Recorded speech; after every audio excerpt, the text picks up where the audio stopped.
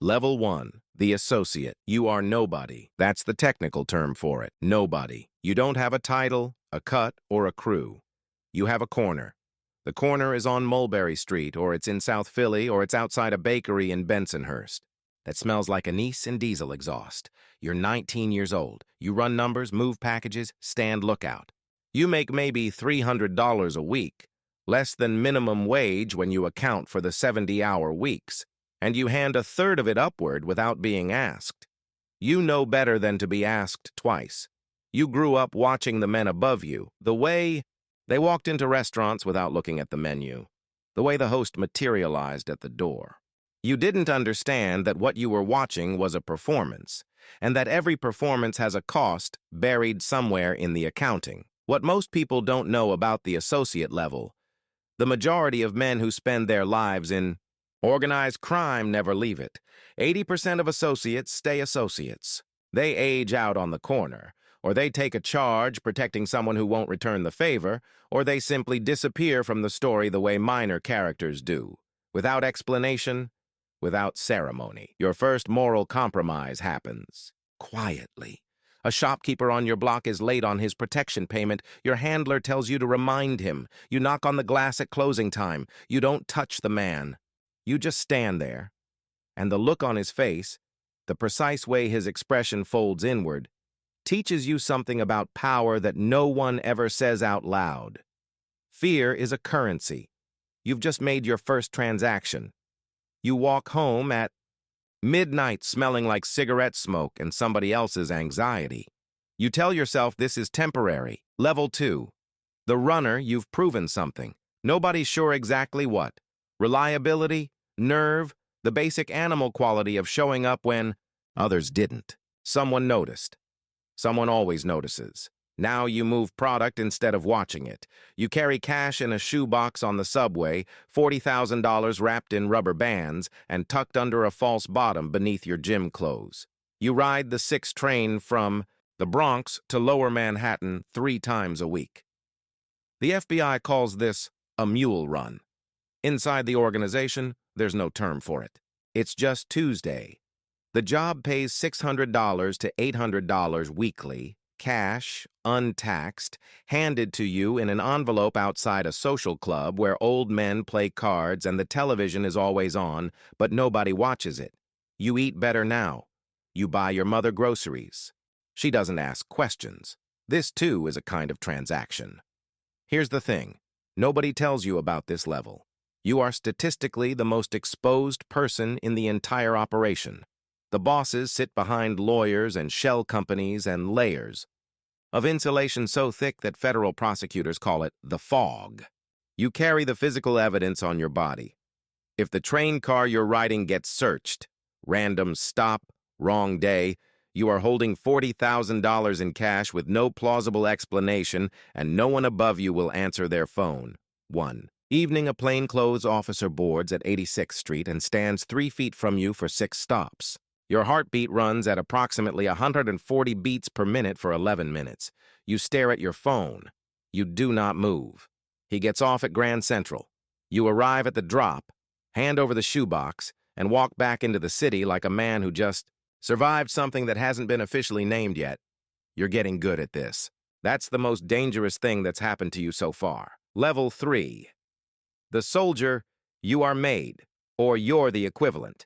In the modern American mob, formal induction ceremonies still occur, though the FBI has recorded so many of them on wire, that the ritual has become simultaneously sacred and absurd. You took an oath over a burning prayer card in a back room that smelled like cedar and old upholstery. Someone pricked your trigger finger.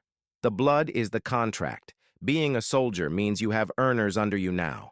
2, maybe 3 associates, who bring you a percentage of whatever they generate. Your income is no longer a salary. It's a portfolio. Numbers, loan sharking, a piece of a trucking company whose union steward owes a favor, a cut from a poker game operating 3 nights a week above a dry cleaner in Ozone Park. You clear $80,000 to $120,000 in a good year.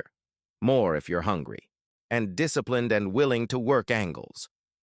The surprising fact, loan sharking, not drugs, remains the most consistently profitable and least prosecuted revenue stream in traditional organized crime. The VIG, the weekly interest, runs between 1 and 5% per week on principal. A $10,000 loan accumulates $500 a week in interest alone indefinitely until the principal is paid. Many borrowers never pay the principal. Your first real moral compromise at this level isn't violence. It's watching violence and saying nothing. A man in your crew breaks a restaurant owner's hand for being $200 short. You're in the room. You eat your dinner. The food is good. Braised lamb, house wine. You notice you're not losing your appetite. You notice this noticing, and then you stop noticing it. A crew member calls you boss for the first time. It sounds right. Level 4. The earner. This is the most coveted unofficial rank in the entire structure, and it has no formal name. You are simply known as a good earner. The Capo mentions you to the Underboss. The Underboss mentions you to the boss. Your name travels upward like smoke. You run a sports book generating $2 million annually. You have a piece of a concrete company that overbills municipal contracts. You have a relationship with a city inspector who golfs on Saturdays and whose kids' college tuition you've been covering through a series of increasingly creative arrangements. You are, by every metric that matters inside this world, successful. What you've actually built is a surveillance target. Federal RICO investigations, the Racketeer, Influenced, and Corrupt Organizations Act, the single most effective legal weapon ever deployed against organized crime, target earners specifically. The government doesn't just want to prosecute crimes. It wants to prosecute the enterprise. To do that, they need to map the money. You are the money. The psychological tension at this level is specific. You can never discuss your actual income with anyone. Not a financial advisor, not a bank, not your wife who wonders why there are envelopes in the ceiling tiles of the garage, but has learned to frame her wonderings differently. You are wealthy in a way that cannot be acknowledged, spent carefully, or protected legally. You own things through other people's names. Your net worth exists in a dimension that has no documentation. You take your family to dinner at a restaurant where the owner comes to your table personally. Your daughter is 12, and she notices the way the room changes when you walk in. She says, "Why does everyone look at you like that, Dad?" You tell her you're just a regular guy who knows a lot of people. She's already learning to stop asking. Level 5. The Capo, you run a crew of 15 to 20 men. You answer to one person above you and command everyone below you. In the Sicilian original structure, your title was Capodecina, Captain of 10. In practice, your crew is larger, your problems are larger, and the distance between you and the street has grown just wide enough that you can pretend the street doesn't exist. Your weekly responsibilities: collect tribute from every earner in your crew, resolve disputes before they escalate into things that require meetings, manage informant paranoia. 2 of your soldiers have been acting strange. One of them is probably wearing a wire and you don't yet know which. And attend a Sunday dinner at which business is never discussed directly and always discussed entirely. The number that defines your level: you keep approximately 35% of everything your crew generates. The rest flows upward. On a productive crew, that's $300,000 to $500,000 a year. On an exceptional crew in a major market, it's more. The ironic fact that most people miss: Capos are the most likely rank to be killed by their own organization, not by rivals, not by law enforcement, by the hierarchy above them. When a family gets indicted, Capos are frequently sacrificed, given up to prosecutors or quietly removed, to protect the upper administration. The man most likely to order your death has known you for 20 years and stood at your daughter's christening. You start varying your routes home, not because anyone told you to, because you've absorbed enough of this world to know that the moment you become a liability, the geometry of trust inverts completely. Level 6. The Consigliere, you are the most misunderstood figure in the entire organization, partly because Hollywood made the role romantic, and the reality is more like being a very dangerous corporate counsel. You advise the boss. You mediate internal disputes. You are the institutional memory of the family. You remember who owes what to whom going back 30 years, whose word is good, whose has been bent. You do not earn directly. You receive a percentage of the entire family's operations, negotiated at the time of your appointment. For a mid-sized American family, this amounts to $400,000 to $700,000 annually. For the major New York families at peak operation in the 1980s, the number was in the millions. What this role actually requires, a near-clinical capacity for detachment. You advise on murders the same way a lawyer advises on contracts, with focus on exposure, precedent, and unintended consequences. When a boss asks whether a rival should be killed, your analysis is not moral. It's structural. Will it trigger a war? Is the timing right relative to current federal heat? Is there a cleaner solution that achieves the same result? The psychological burden is this: you have no crew. You have no soldiers loyal specifically to you. If the boss turns on you, you have the accumulated knowledge of 30 years of criminal enterprise and no one to protect you with it. Your power is entirely relational. The moment the relationship changes, you are a very informed, very exposed, very alone old man. You haven't slept more than 5 hours in 4 years. You consider this a kind of discipline. Level 7, the underboss. You are the second most powerful person in the family. In practical terms, this means you are the most operational. The boss sets direction. You execute everything. Daily logistics of running a criminal organization at this scale. You manage approximately 40 to 60 made members across 4 to 6 crews, plus an unknown number of associates. You coordinate with the Consigliere on disputes. You represent the family at multi-family sit-downs. You handle relationships with political contacts, law enforcement contacts, union officials, and the occasional elected representative who has decided that certain arrangements are worth the risk. The surprising fact, the underboss position has historically been the single most dangerous rank to hold. Not because of rivals, but because the boss frequently views the underboss as the most likely internal threat. In the Genovese family, multiple underbosses were either killed or deliberately sidelined by bosses who feared being displaced. The second in command is, paradoxically, often the least trusted person in the organization. You know this. You've known it since you were a soldier. You have calibrated every interaction with the boss for 15 years with this knowledge operating somewhere in the background. A low-frequency signal you've learned to function around the way you've learned to function around the surveillance. You know is constant. The moral bankruptcy at this level isn't dramatic. It's settled in gradually, the way sediment accumulates. You authorized something last year that you won't think about directly. You found that the mind has a capacity to route around certain memories if you never look at them head-on. You've become expert at this routing. You wear good suits. You have a house in New Jersey with a lawn that someone else maintains. On Saturday mornings, your grandchildren come over and you make them pancakes, and they have no idea who you are, and this is the happiest you feel all week. Level 8. The boss. You sit at the top of a hierarchy that employs hundreds of people, generates tens of millions of dollars annually, and has survived longer than most American corporations. You did not get here by being the most violent man in the room. You got here by being the most patient. The isolation at this level is architectural. You communicate through layers of intermediaries.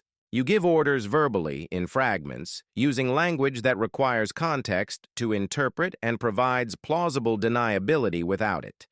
The FBI calls this the wink and nod. Inside the organization, it has no name. It's simply how communication works when every room might be wired. What the position actually costs. You haven't driven your own car in 8 years. You eat at the same 4 restaurants because the owners are reliable and the layouts are familiar. You've attended 11 funerals in the past decade for men who reported to you, 6 of which you ordered. You don't attend the funerals of the other 5. It would be inappropriate. The ironic fact, Federal prosecutors have determined that the average American mob boss earns approximately $500,000 to $2 million annually, significantly less than a mid-level hedge fund manager for incomparably greater legal exposure and existential risk. The mythology of mob wealth, constructed largely by Hollywood and sustained by the culture's appetite for glamour, dramatically overstates the compensation relative to the actual job description. You sit in a specific chair at a specific table at a restaurant in Lower Manhattan. The chair faces the door. It has faced the door for 30 years. The chair is the clearest expression of who you are, always watching the entrance, always waiting for what comes through it, never turning your back. Level 9. The Boss of Bosses. This title, Capo di tutti capi in the original Sicilian, has not been officially held in American organized crime since the Commission era ended. The Commission, established by Lucky Luciano in 1931, was a governing body of the major American families.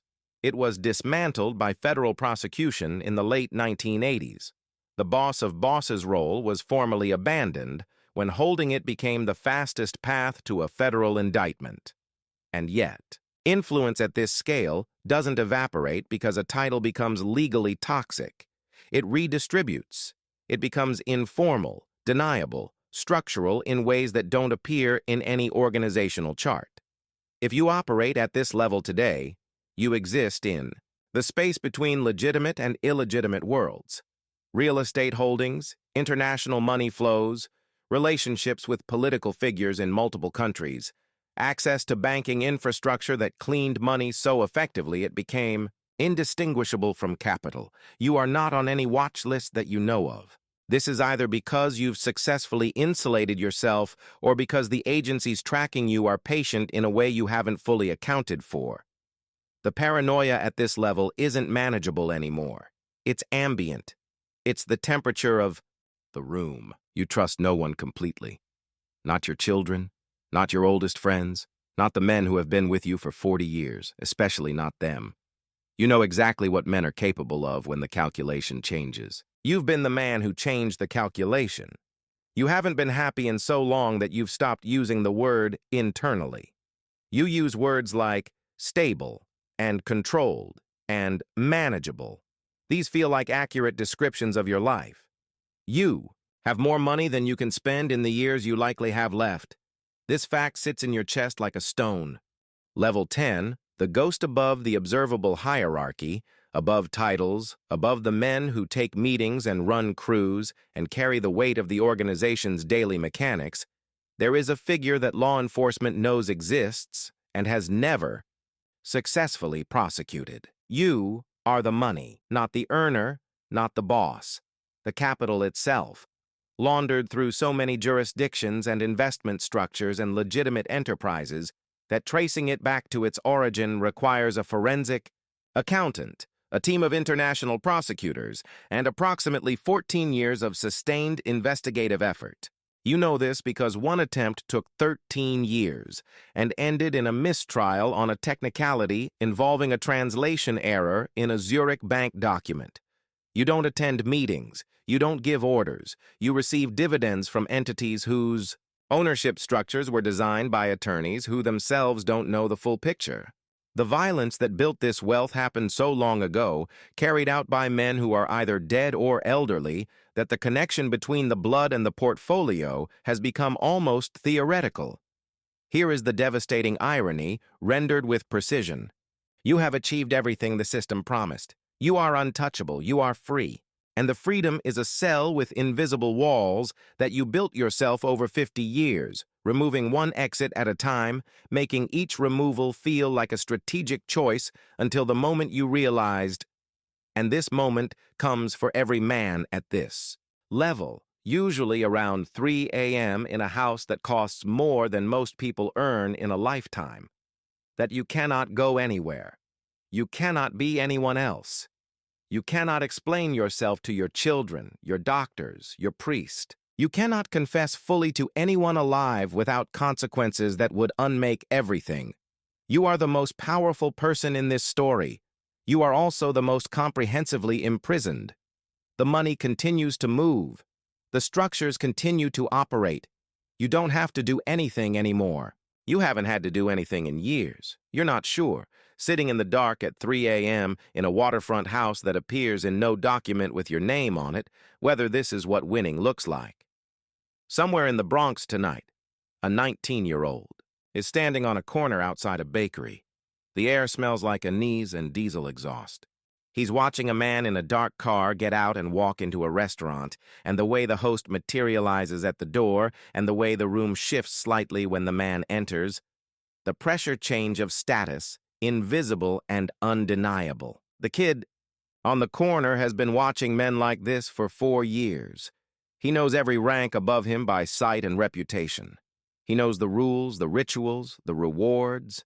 He knows everything about this world except the thing that matters most, that the man walking into the restaurant is thinking, right now, about a waterfront house and an early morning and a question that has no answer. The kid on the corner doesn't. Know this. He pulls his jacket tighter against the cold, and he watches, and he waits, and the door swings shut behind the man, and the night continues.